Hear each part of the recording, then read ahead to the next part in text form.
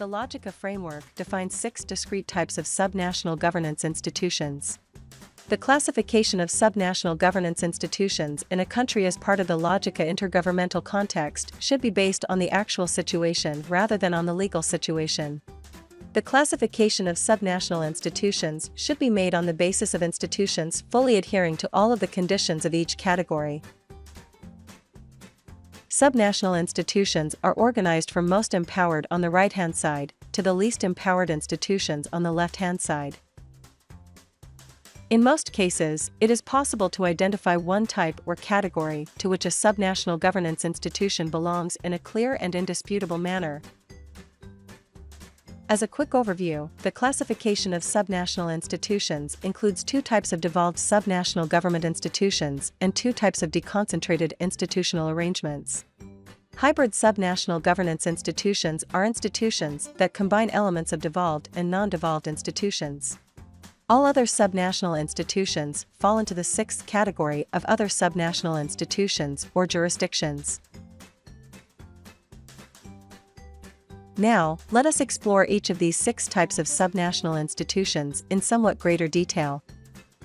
In order for a subnational institution to be considered a devolved subnational government, the entity must meet the 4 main criteria of subnational governments.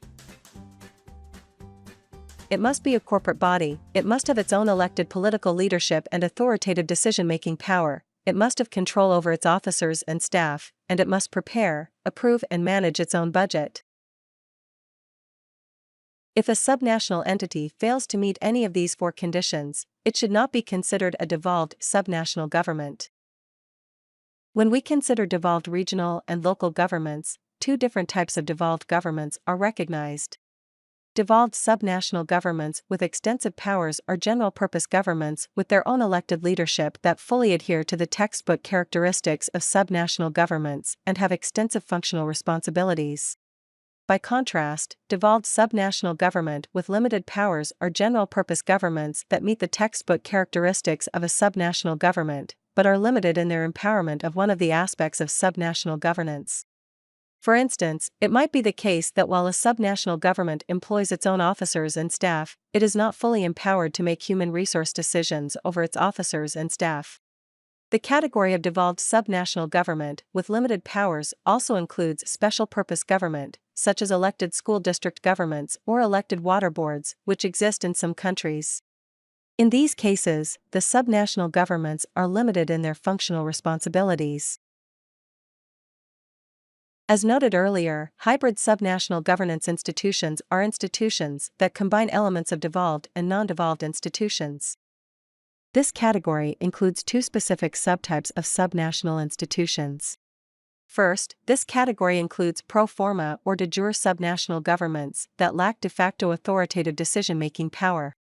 For instance, if a local government negotiates its budget with the Ministry of Finance for alignment with national goals, or if its budget needs to be approved by Parliament including the parts of the budget that are funded from own source revenues, then in practice, the subnational government does not have authoritatively binding decision-making power. Second, this category includes subnational institutions with formal dual subordination, where subnational departments report not only to the subnational leadership, but also to their respective technical ministry at the higher level. This subnational administrative structure was common in the former Soviet Union and continues to be practiced in a number of countries. Deconcentration is a situation in which subnational institutional units exist, but these institutional units are administratively and budgetarily a hierarchical part of a higher-level government. The LoGICA typology of subnational governance institutions also considers 2 types of deconcentration. Horizontal or territorial deconcentration takes place when deconcentrated institutions are fully organized in a territorial manner. For this to be the case, first, subnational subdivisions or jurisdictions must be included in higher-level budget as a single budget organization.